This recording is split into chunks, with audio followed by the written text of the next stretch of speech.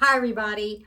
I want to tell you I did a very simple project with some items that I had already accumulated from the Dollar Tree, but I found they weren't suiting the purpose that they were probably made for, and it just made me think about, well, what can I do with them so that I don't throw them away and then decide that I really could have used them, which has happened in the past, and I'm sure it's happened to all of you. Sometimes you think, I'll never use this again, and then all of a sudden an idea comes to you.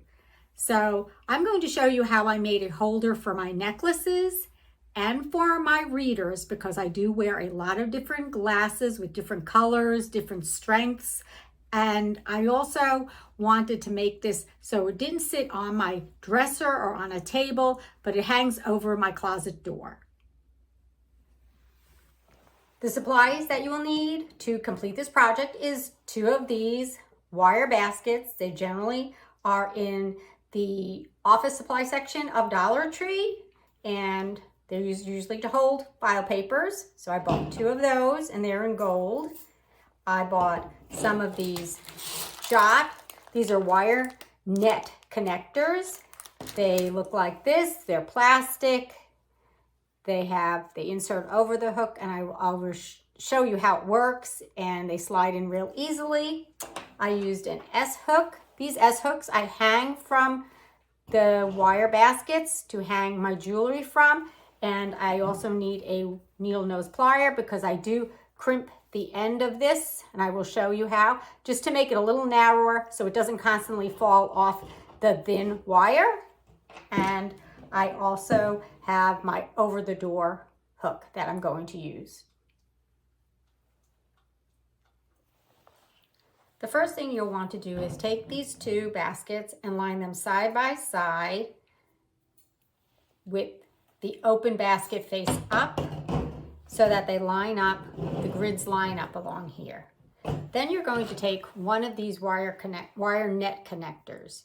Now, they have little arrows on them here, and there's a little arrow on this piece as well to show you how it's going to fit in so you don't have any confusion. It will only go in one way anyhow, so it's going to go in like that with the arrow facing down, and then it's very easy.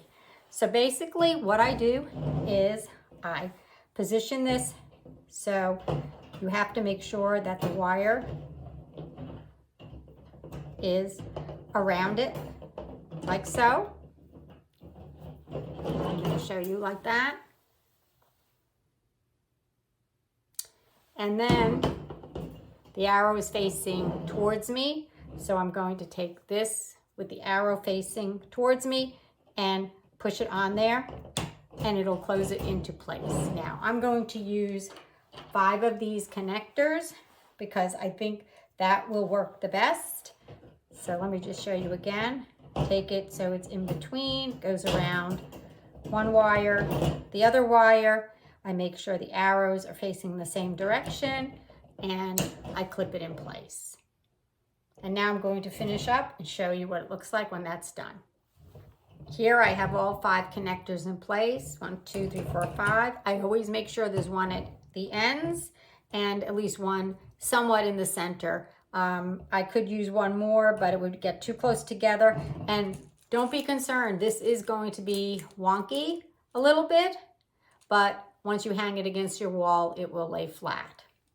So the next thing I'm going to do is just take one of these and crimp it. So let me show you how that's done. So with a simple brass S hook and a pair of needle nose pliers, I take one end and I put it between it, and I lightly press on it to close up. It takes a little doing to close up the gap so that it will stay over the little tiny spokes of the grid much better and not keep falling off. I originally had thought I would use this over the door hanger, even though it has a narrower side and a wider side. My doors are old, they're very narrow.